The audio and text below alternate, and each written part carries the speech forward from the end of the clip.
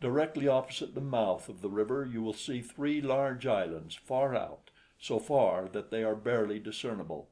The one to the extreme left as you face them from the mouth of the river is Anauroch, where I rule the tribe of Anauroch."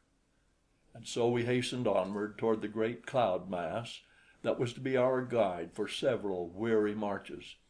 At last we came close to the towering crags, Alp-like in their grandeur.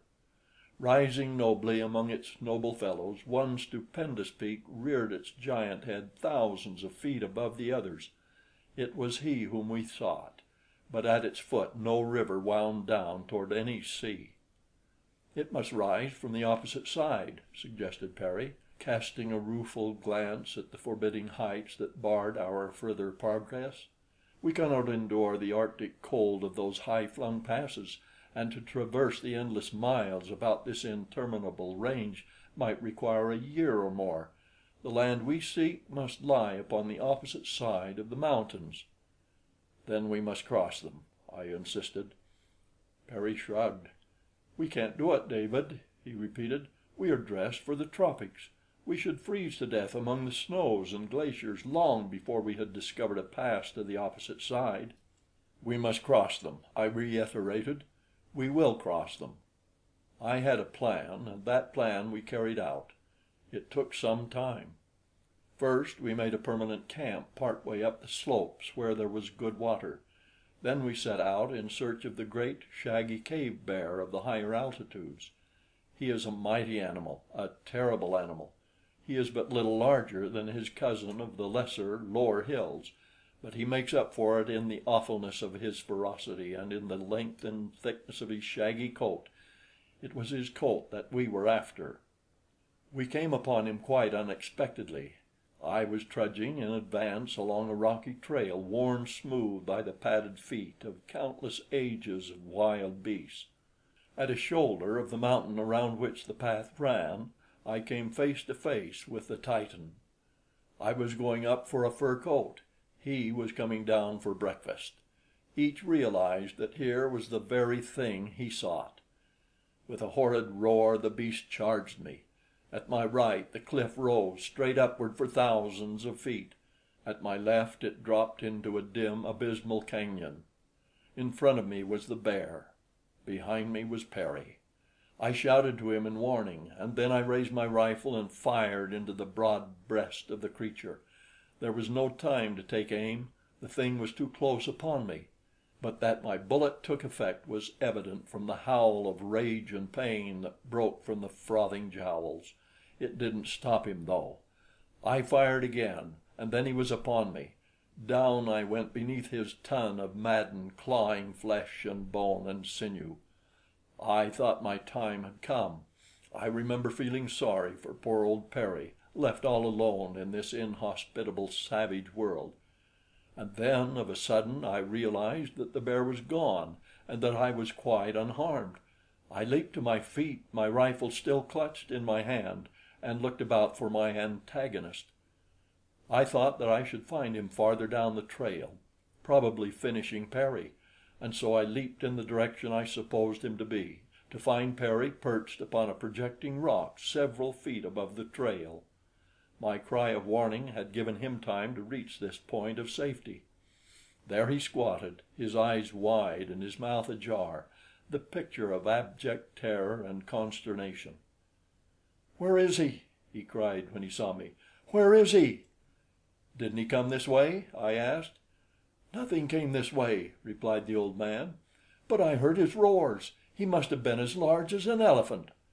"He was," I admitted.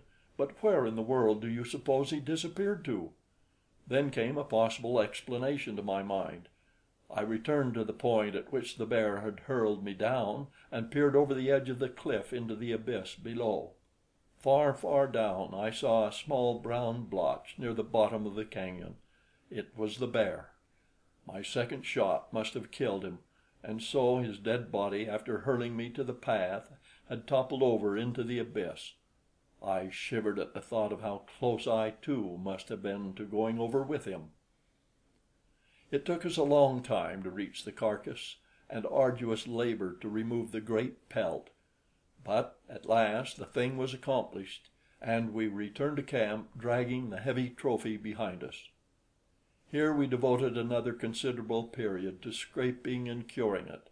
When this was done to our satisfaction, we made heavy boots, trousers, and coats of the shaggy skin, turning the fur in. From the scraps we fashioned caps that came down around our ears, with flaps that fell about our shoulders and breasts. We were now fairly well equipped for our search for a pass to the opposite side of the mountains of the clouds. Our first step now was to move our camp upward to the very edge of the perpetual snows which cap this lofty range.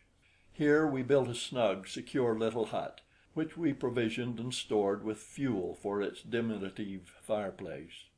With our hut as a base, we sallied forth in search of a pass across the range. Our every move was carefully noted upon our maps, which we now kept in duplicate. By this means we were saved tedious and unnecessary retracing of ways already explored. Systematically we worked upward in both directions from our base, and when we had at last discovered what seemed might prove a feasible pass, we moved our belongings to a new hut farther up. It was hard work, cold, bitter, cruel work. Not a step did we take in advance, but the grim reaper strode silently in our tracks. There were the great cave bears in the timber, and gaunt, lean wolves, huge creatures twice the size of our Canadian timber wolves. Farther up we were assailed by enormous white bears, hungry, devilish fellows, who came roaring across the rough glacier tops at the first glimpse of us, or stalked us stealthily by scent when they had not yet seen us. It is one of the peculiarities of life within Pellucidar that man is more often the hunted than the hunter. Myriad are the huge-bellied carnivora of this primitive world. Never from birth to death are those great bellies sufficiently filled, so always are their mighty owners prowling about in search of meat.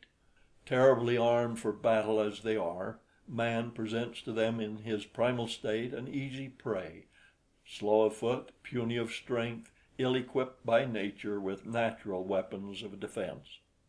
The bears looked upon us as easy meat. Only our heavy rifles saved us from prompt extinction. Poor Perry never was a raging lion at heart, and I am convinced that the terrors of that awful period must have caused him poignant mental anguish.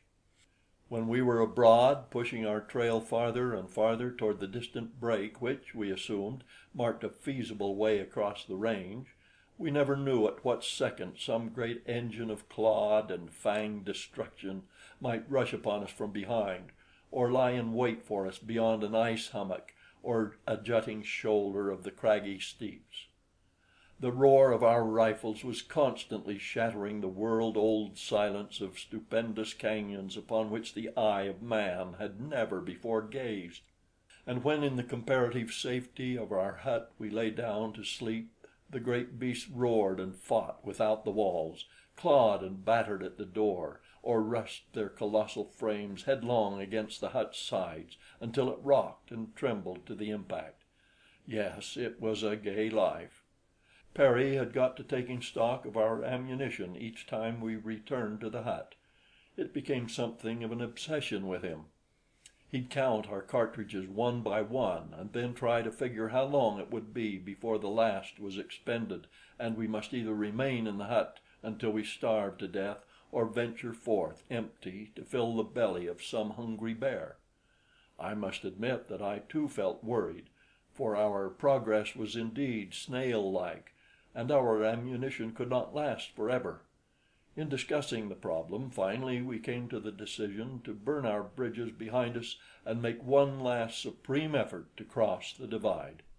It would mean that we must go without sleep for a long period, and with the further chance that when the time came that sleep could no longer be denied, we might still be high in the frozen regions of perpetual snow and ice, where sleep would mean certain death, exposed as we would be to the attacks of wild beasts and without shelter from the hideous cold.